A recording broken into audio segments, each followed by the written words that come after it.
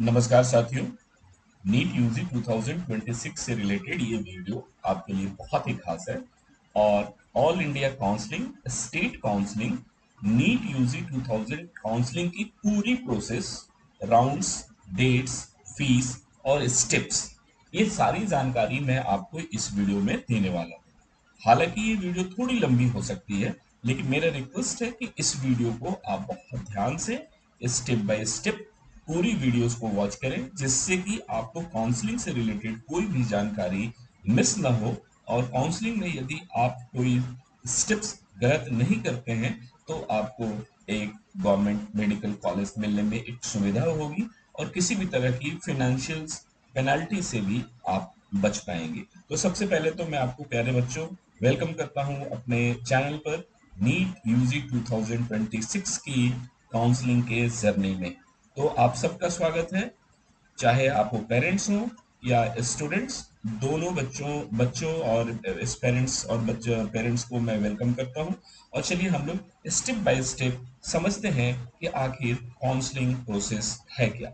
देखिए, counselling process में बहुत सारी पॉइंट्स होती हैं। आपकी एलिजिबिलिटी, आप कौन से स्टेट से बिलोंग करते हैं, आपका रैंक क्या है, आप एक्सपेक्टेड क्या प्लानिंग आपकी है, या पास्ट ईयर का ट्रैक रिकॉर्ड क्या है। उसके हिसाब से आपको अपने मेडिकल कॉलेज को चूज करने में आसानी होती है। इसके साथ साथ आपको ये भी देखना होता है कि क्या इंपॉर्टेंट डेट्स हैं, जिन डेट्स के बारे में आपको जानकारी जरूरी है, कितने राउंड्स की काउंसलिंग होती है, फी क्या लगता है, और क्या क्या स्टेप्स हैं। और अगर हम लोग इस स्टेप्स को फॉलो प्रॉपरली नहीं करते हैं तो किस तरह की प्रॉब्लम्स में फंस सकते हैं। तो सबसे पहले तो आपको ये समझना होगा कि काउंसलिंग प्रोसेस में जो बेसिक टिप्स है वो क्या है। देखिए, बेसिक टिप्स के बारे में मैं आपको बताऊं तो स्क्रीन पर जो आपको दिख रहा है उसके हिसाब से आप समझिए कि carefully research college before making the choices. अब काउंसलिंग का मतलब होता है कि आप अपने काउंसलिंग के माध्यम से अपने कॉलेज को चूज करना, चाहे वो स्टेट लेवल पर हो आपका कॉलेज या फिर ऑल इंडिया लेवल पर। काउंसलिंग दो तरह की होती है, आपको पता है कि आप जिस स्टेट में बिलोंग करते हैं उस स्टेट की डोमिसाइल का, और एक आपकी ऑल इंडिया की, यानी कि ऑल इंडिया की काउंसलिंग प्लस स्टेट की काउंसलिंग, दो जगह पर आपको पार्टिसिपेट करने का मौका मिलेगा। You should focus on the filling of many options as possible to get the desired college. यहाँ पर कोई लिमिट नहीं है कि आपको पर्टिकुलर इतने ही मेडिकल कॉलेजेस को चूज करना है और इससे ज्यादा नहीं कर सकते हैं। जितने भी ऑप्शंस होते हैं आप अपने सीक्वेंस प्रायोरिटीज के हिसाब से आप उसे यूज कर सकते हैं। Maintain and track all the important deadlines associated with the counseling notice carefully about the state wise quota और ऑल इंडिया कोटा। देखिए, स्टेट्स के लिए भी काउंसलिंग में आपको पार्टिसिपेट करना पड़ेगा, उसकी रजिस्ट्रेशन अलग होती है, और ऑल इंडिया काउंसलिंग की रजिस्ट्रेशन भी अलग होती है। यानी कि आप बच्चों, अगर आपने क्वालिफाई कर लिया है, क्वालिफाइंग स्कोर आपको आ रहा है, रिजल्ट्स बहुत जल्द आने वाला है, तो उसके बाद आपकी एलिजिबिलिटी बनती है कि आप अपने स्टेट, यानी कि जिस स्टेट में आप बिलोंग करते हैं, डोमिसाइल आपका है वहां पर, और ऑल इंडिया कोटे से आपको काउंसलिंग में मौका मिलेगा।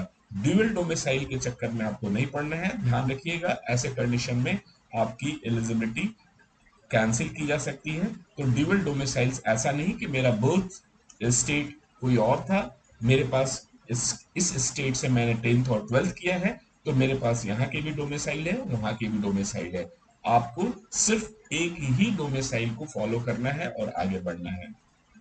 Try to participate in all rounds, NEET 2026 counseling and arrange all the documents earlier. क्या क्या डॉक्यूमेंट्स लगेगा ये भी मैं आपको इस वीडियो में बताने वाला हूँ। मॉनिटर सीट मैट्रिक्स,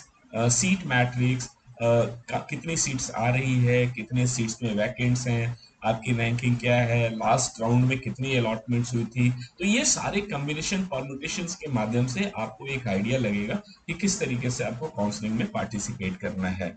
अब देखिए, अगर काउंसलिंग में जो आप पार्टिसिपेट करेंगे उसकी आपकी एलिजिबिलिटी क्या है, यानी कि कौन कौन से बच्चे इसमें पार्टिसिपेट कर सकते हैं, ये आपको जानना बहुत जरूरी है। देखिए, आपने फॉर्म फिलअप किया, एग्जाम दिया, यहाँ तक बहुत सारी चीजों की आपके डॉक्यूमेंट्स की जांच नहीं हुई है।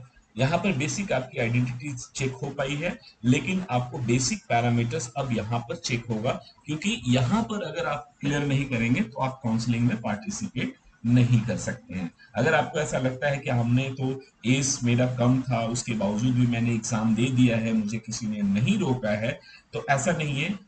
अब आपको यहाँ पर फिल्टर होना पड़ेगा, यानी कि 31 दिसंबर 2026 तक अगर आपके बच्चे का 17 साल एज नहीं होता है तो आपको यहाँ पर फर्दर आगे बढ़ने नहीं मिलेगा। यानी कि ये ध्यान रखना है। बहुत सारे ऐसे बच्चे हो सकता है कि एक दिन, 2 दिन या 4 दिनों के लिए 31 दिसंबर 2026 तक उनका 17 साल पूरा नहीं होगा, तो ऐसे कंडीशन में उनको एक काउंसलिंग में पार्टिसिपेट करने का मौका नहीं मिलेगा। एग्जाम देना एक अलग बात है एंट्रेंस टेस्ट का, लेकिन काउंसलिंग में आपको मौका नहीं मिलेगा। First thing. सेकेंड थिंग, आपका क्वालिफाइंग स्कोर होना चाहिए, यानी कि जो परसेंटाइल 45 परसेंटाइल, 55 परसेंटाइल, 50 परसेंटाइल जिस पर क्वालिफाइंग स्कोर आएगी, वो क्वालिफाइंग स्कोर आपका होना चाहिए। तो आपको इंतजार करना है कि इस बार ओबीसी, जनरल या ईडब्ल्यूएस, एससी एसटी की क्वालिफाइंग स्कोर क्या आती है, और अगर आपकी क्वालिफाइंग स्कोर है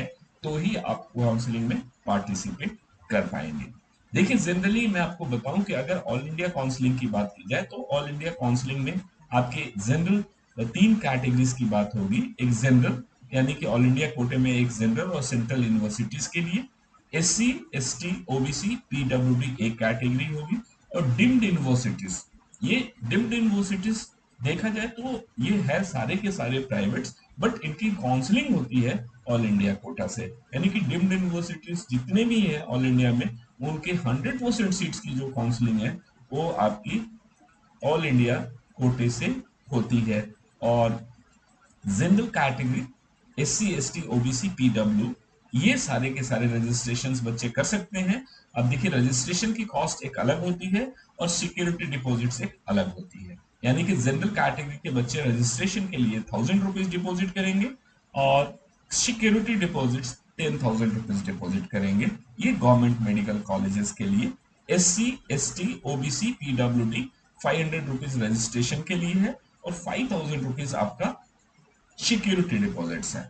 डिम्ड यूनिवर्सिटीज के लिए ऑल कैटेगरीज, यहाँ पर डिम्ड यूनिवर्सिटीज में कोई कैटेगरीज काउंट नहीं होती है कि जनरल है, एससी, एसटी, ओबीसी या ईडब्ल्यूएस है। ऐसे कंडीशन में 5,000 रुपीज आपको रजिस्ट्रेशन पे करना होता है और 2 लाख रुपीज आपको रिफंडेबल सिक्योरिटी अमाउंट है। हालांकि मैं आपको बताऊं, सिक्योरिटी अमाउंट तीनों कंडीशंस में रिफंडेबल है। ये security amount successfully counselling complete करने के बाद आपके उसी खाते में ये पैसा वापस हो जाएगा जिस अकाउंट से आपने इस पैसे को डिपॉजिट किया है। तो ये ध्यान रखना है कि सिक्योरिटी डिपॉजिट्स कभी भी दूसरे तीसरे लोगों के अकाउंट से डिपॉजिट ना करें। जब भी करना होगा तो आप अपने अकाउंट से डिपॉजिट से, रजिस्ट्रेशन फी आप चाहे किसी से कर सकते हैं, सिक्योरिटी डिपॉजिट से कोशिश करें कि उस पैसे को अपने अकाउंट्स में लें और अकाउंट्स में लेने के बाद ही आप अपने अकाउंट से ट्रांसफर करें, क्योंकि ये अमाउंट आने में टाइम लगता है। अगर ऐसा आप नहीं करते हैं तो हो सकता है कि उस टाइम तक उस बच्चे या उस पेरेंट्स या उस पर्टिकुलर अकाउंट्स में एक्टिव है या नहीं है, तो हो सकता है कि वो पैसा आपके पास पहुंचते पहुंचते देरी हो जाए। तो ये ध्यान रखना है कि जब भी सिक्योरिटी अमाउंट डिपॉजिट करना है तो आप अपना ही, अपने फैमिली के ही किसी मेंबर्स का अकाउंट यूज करें, जिससे कि पैसे आने में और आपके पास पहुंचने में कोई परेशानी ना हो। अब आगे हम लोग बढ़ते हैं, तो आगे अगर हम लोग बढ़ते हैं तो देखिए कि ऑल इंडिया काउंसलिंग में क्या क्या होता है और स्टेट कोटे में काउंसलिंग जो होती है उसमें क्या क्या होता है। देखिए, ऑल इंडिया काउंसलिंग की जो सिस्टम है और जो स्टेट की काउंसलिंग है, ये दोनों लगभग एक साथ ही चलता है। बट फर्स्ट स्टार्ट होता है ऑल इंडिया की काउंसलिंग, इसके बाद स्टार्ट होता है आपके स्टेट की काउंसलिंग।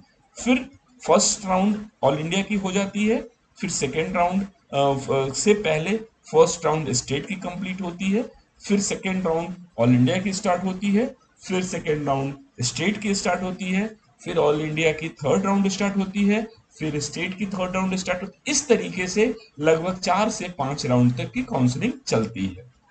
अब देखिए, all India quota is for the central government medical institutes which are officially regulated by the medical council of committee. यानी कि देखिए जो मेडिकल काउंसलिंग कमेटी है, एमसीसी, ये ऑल इंडिया के जितने भी गवर्नमेंट मेडिकल कॉलेजेस हैं उसके 15% सीट्स के लिए ये काउंसलिंग करती है। यानी कि आप अगर किसी भी स्टेट्स के हों, लेकिन अगर 15% सीट्स यानी ऑल इंडिया कोटा में 15% एमबीबीएस बीडीएस सीट्स को यूज करती है, और 100% सीट्स डीम्ड यूनिवर्सिटीज की, एम्स की, जिपमर की, ईएसआईसी और सेंट्रल यूनिवर्सिटीज। ये ध्यान आपको रखना है कि ये ऑल इंडिया कोटे से किन किन चीजों को हम लोग कवर करते हैं और स्टेट से किन किन चीजों का कवर करते हैं। तो सबसे पहले तो आपको मैंने बता दिया, ये ध्यान रखिए कि ऑल इंडिया कोटे से आप पार्टिसिपेट करेंगे, सारे बच्चे कर सकते हैं जिनका क्वालिफाइंग स्कोर है।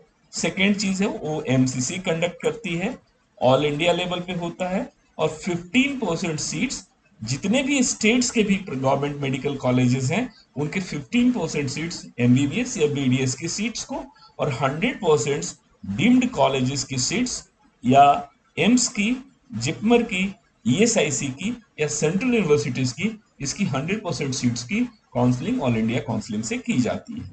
अच्छा, the allocation of seats in the NEET exam counselling process is mainly based on the merit which anyone who appeared in the same NEET examination can participate under this category।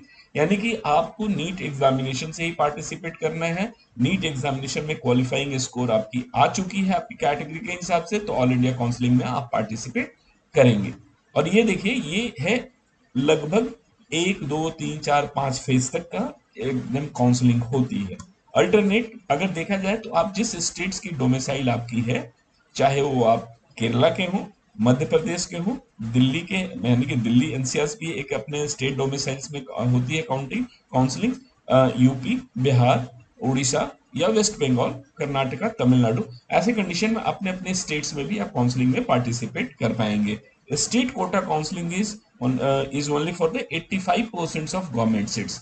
उस state में जितने भी government medical colleges हैं उसकी 85% seats के लिए state counselling से बच्चे आते हैं, और 50% सीट्स तो आपको पता है कि 15% सीट्स ऑल इंडिया से भरी जाएगी। अच्छा, the state wise counselling seats of NEET MBBS are managed by the state medical authorities. अब ये जो स्टेट मेडिकल अथॉरिटीज हैं उनकी अलग अलग वेबसाइट्स हैं, अलग अलग स्टेट्स की अलग अलग वेबसाइट्स के माध्यम से आपको हर रजिस्ट्रेशन करना होगा। और ये ऐसा नहीं है कि ये जो 85% सीट्स है यानी कि गवर्नमेंट की सीट्स है, इसमें किसी भी स्टेट्स के बच्चे इसमें पार्टिसिपेट करेंगे।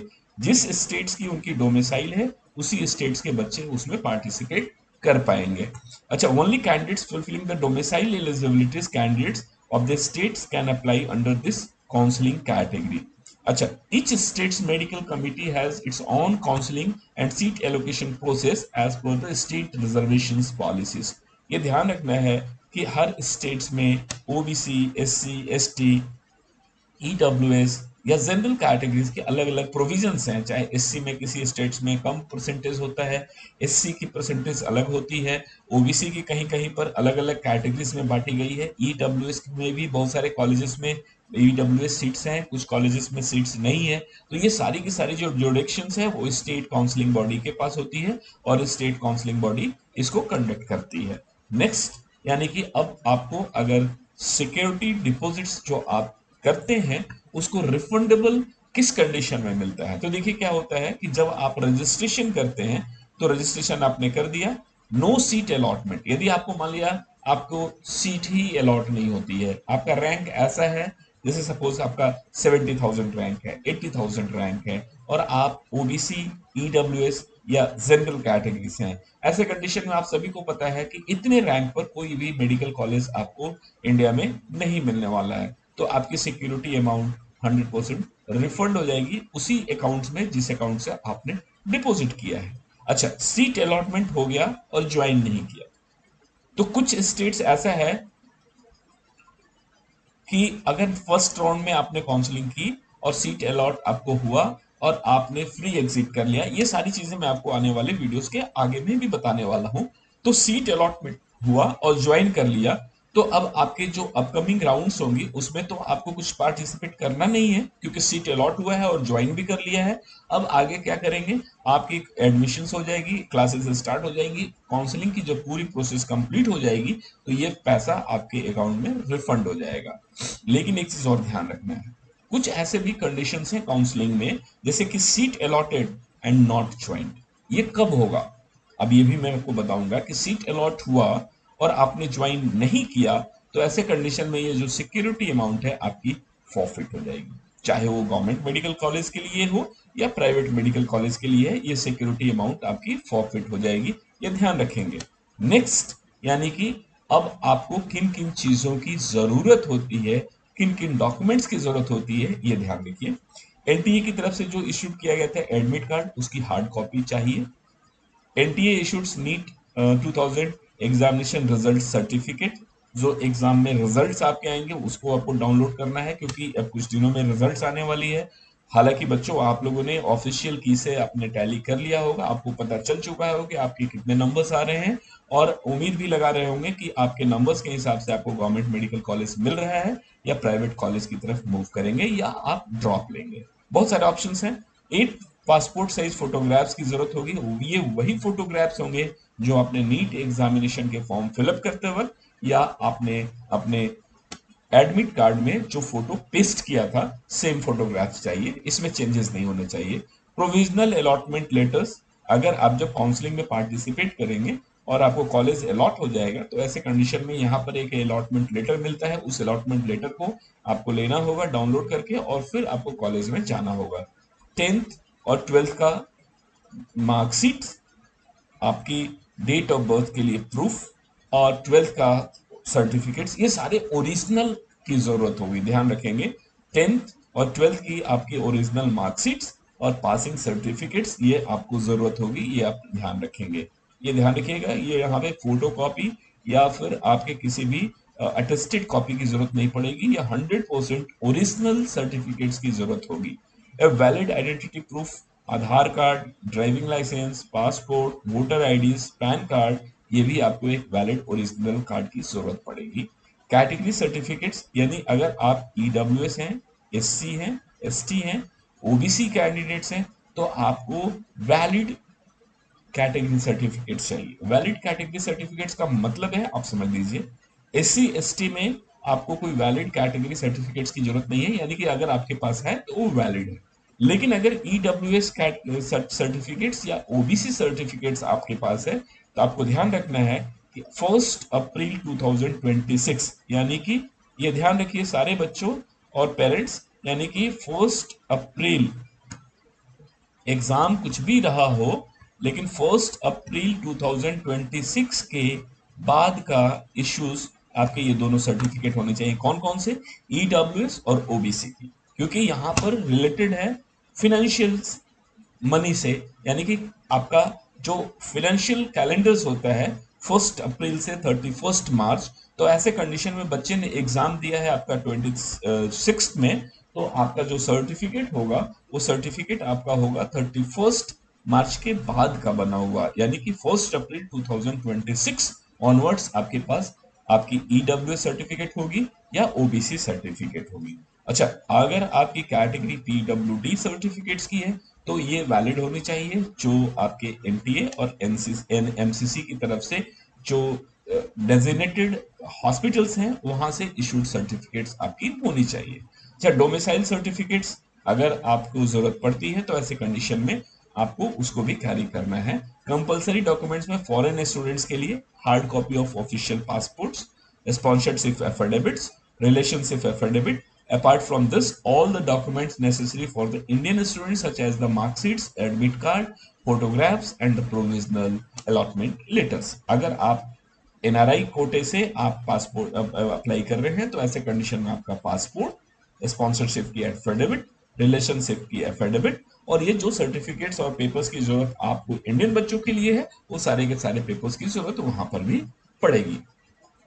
अब देखिए कि काउंसलिंग में क्या रूल्स है बेसिकली, यानी कि काउंसलिंग में first round, second round, third round, fourth या फिफ्थ, तो उसमें क्या प्रोसीजर्स है, तो ये आपको समझना है कि अगर काउंसलिंग में ओवरऑल नीट काउंसलिंग 2026 में आप एग्जिट कैसे करेंगे, क्योंकि बहुत बार ऐसा होता है कि आपके अपने मन मुताबिक कोई मेडिकल कॉलेज अगर नहीं मिला तो आप सोचेंगे कि मैं एग्जिट कर जाऊं, मैं नेक्स्ट ईयर के एग्जाम दूंगा, या फिर मैं इस बार ड्रॉप लूंगा, या फिर कहीं और ट्राई करूंगा, ऑल इंडिया से नहीं मैं स्टेट से ले लूंगा। तो ऐसे कंडीशन में ध्यान रखना है कि the NEET 2026 counselling exit rules are finalised by MCC. MCC ने एक एग्जिट रूल बनाया हुआ है, और वो क्या है, बेसिक आप समझिए। If you are in round one, ये बहुत ही इंपॉर्टेंट है, राउंड वन, यानी अगर राउंड वन की काउंसलिंग में आप पार्टिसिपेट करते हैं और अगर आपको कोई कॉलेज मिल जाता है और आप वहां से कोई कॉलेज में एडमिशन नहीं लेते हैं, एग्जिट कर जाते हैं, तो आपको यहाँ पर सिक्योरिटी डिपॉजिट लूज नहीं करेंगे, आपको सिक्योरिटी अमाउंट रिफंड मिल जाएगी। If you are in the NEET counselling round two, you can exit with the forfeiture of security deposits and disqualification from the further round। अब सेकेंड राउंड में यदि आपको college मिल जाता है तो आपको फिजिकली जाकर ज्वाइन करना पड़ेगा। यानी कि सेकेंड राउंड में अगर कोई कॉलेज मिल जाता है, फर्स्ट राउंड में तो ऐसा है कि अगर आपको कॉलेज मिला और आपको अच्छा नहीं लगा तो आप घर बैठे एग्जिट कर सकते हैं, आपको किसी भी तरह की कोई भी एक्टिविटीज करने की जरूरत नहीं है। लेकिन अगर सेकेंड राउंड में आपको कॉलेज मिलता है तो फिजिकली आपको कॉलेज में जाकर ज्वाइन करना पड़ेगा, और ज्वाइन करने के बाद आपको सारे फॉर्मेलिटीज पूरी करनी होगी, सारे ओरिजिनल सर्टिफिकेट्स डिपॉजिट करने होंगे, आपको अपने मार्कशीट्स, सर्टिफिकेट्स, 10th 12th और फी जी डिपॉजिट करना होगा। उसके बाद आपके पास एक ऑप्शन होगा कि आप फर्दर अपग्रेडेशन राउंड में जाना चाहते हैं थर्ड राउंड के लिए या नहीं। अगर थर्ड राउंड में नहीं जाना चाहते हैं तो आप कंटिन्यू करेंगे अपनी स्टडी, और हालांकि अगर आपको ऐसा लगता है कि सेकेंड राउंड का मेडिकल कॉलेज आपको बेहतर नहीं लग रहा है तो आप अपने सिक्योरिटी अमाउंट्स को फॉरफिट करने के लिए आप कॉलेज को नहीं जाएंगे, लेकिन आप इसके आगे के राउंड में पार्टिसिपेट भी नहीं कर पाएंगे। अच्छा, if you are NEET counselling mop up round थोड़ा इंपॉर्टेंट राउंड है, यानी कि ये थर्ड राउंड है। मॉप अप राउंड में यदि आपको सीट मिलता है तो you are bound to join, और वहां पर ज्वाइन करने के बाद ना ही आपको अपग्रेडेशन का मौका मिलता है ना बाहर निकलने का मौका मिलता है। यानी कि सेकेंड राउंड में तो आप ज्वाइन कर सकते हैं और अपग्रेडेशन डाल सकते हैं, थर्ड राउंड में आपको अपग्रेडेशन का मौका नहीं मिलेगा, आपको ज्वाइन करना होगा और अपग्रेड भी नहीं करना होगा, ना बाहर भी निकल सकते हैं। तो फर्स्ट राउंड थोड़ा फ्री है, यानी कि पूरा फ्री है, सेकेंड राउंड थोड़ा टफ है, थर्ड राउंड में 100% आप बाउंड हो जाएंगे, तो आप सिस्टम से बाहर नहीं निकल पाएंगे, या तो आपको सिक्योरिटी अमाउंट फॉरफिट करनी पड़ेगी और नहीं तो आपका पैसा, आपका सर्टिफिकेट फंस जाएगा। अच्छा, इसके बाद है जो लास्ट राउंड होता है वो स्ट्रे वैकेंसी, या कभी कभी सुपर स्ट्रे वैकेंसी राउंड भी होता है, स्पेशल स्ट्रे वैकेंसी राउंड होती है। इसमें तो ऐसा है कि अगर आपको कॉलेज मिला और आपने ज्वाइन नहीं किया तो नेक्स्ट ईयर की काउंसलिंग में भी आपको बार किया जाएगा, ये सिक्योरिटी अमाउंट तो फॉरफिट होगी ही, नेक्स्ट एकेडमिक सेशंस में काउंसलिंग में आपको पार्टिसिपेट करने का मौका नहीं मिलेगा। यानी कि बेसिकली देखा जाए तो चार तरह की कैटेगरी हो गई, आप समझ लीजिए। पहली आपकी कैटेगरी होगी फर्स्ट राउंड।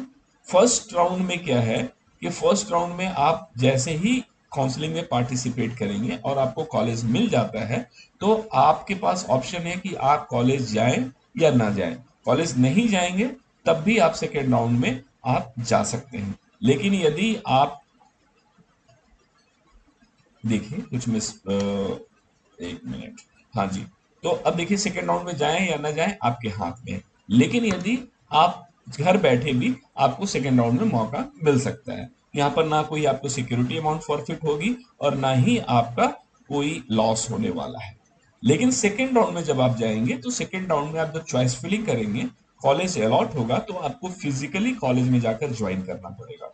यानी कि ज्वाइन करने का मतलब है कि 10th 12th का सर्टिफिकेट्स और आपकी बाकी फॉर्मेलिटीज, ट्यूशन फी आपको डिपॉजिट करनी होगी। हॉस्टल चार्जेस नहीं डिपॉजिट करना है, ट्यूशन फी डिपॉजिट आपको करना होगा। और वहां पर आपके पास एक ऑप्शन मिलेगा कि आप फर्दर अपग्रेडेशन के लिए एक फॉर्म फिलअप कर सकते हैं, यानी कि थर्ड राउंड में आप एक बार पार्टिसिपेट करने का मौका मिल सकता है, लेकिन यहां से आप बाहर नहीं निकल सकते हैं।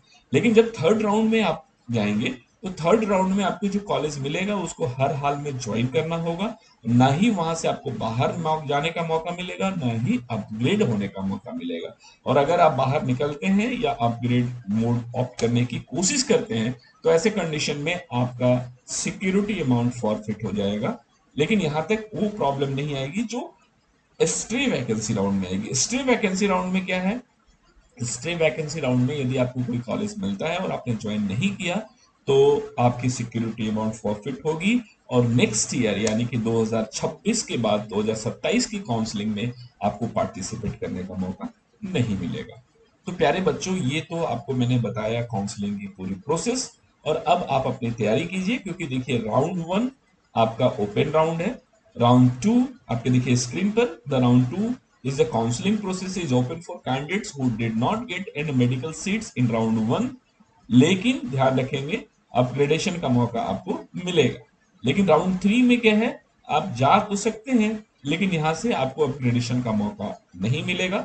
अगर निकलेंगे तो सिक्योरिटी अमाउंट फॉरफिट हो जाएगी। और स्टे वैकेंसी राउंड में ऐसा है कि आपको जो कॉलेज मिला है आपको हर हाल में ज्वाइन करना है। अगर आप ज्वाइन नहीं करते हैं तो ऐसे कंडीशन में आपकी सिक्योरिटी अमाउंट भी फॉरफिट होगी और नेक्स्ट ईयर के काउंसलिंग में आपको पार्टिसिपेट करने का मौका नहीं मिलेगा। प्यारे बच्चों, ये तो एक प्रॉपर स्टेप था जो मैंने आपको समझाया है और यही स्टेप है जो स्क्रीन पर है। आप इसके स्क्रीनशॉट ले लीजिए। ये ऑफिशियल वेबसाइट है जहां पर काउंसलिंग होगी।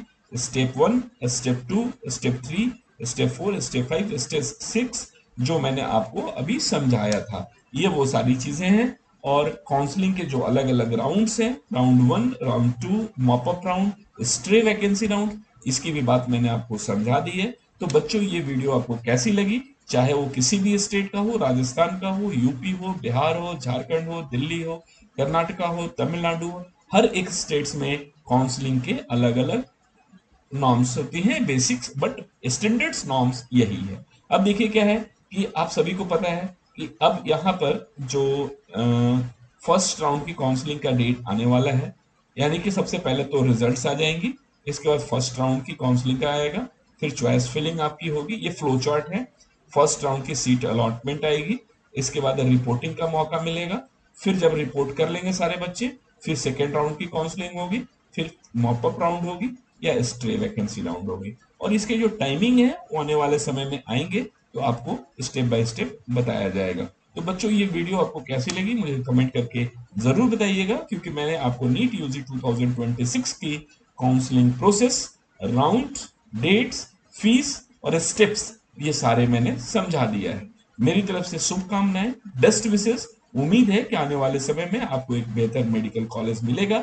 आप किस स्टेट से इस वीडियो को देख रहे हैं कमेंट जरूर कीजिएगा।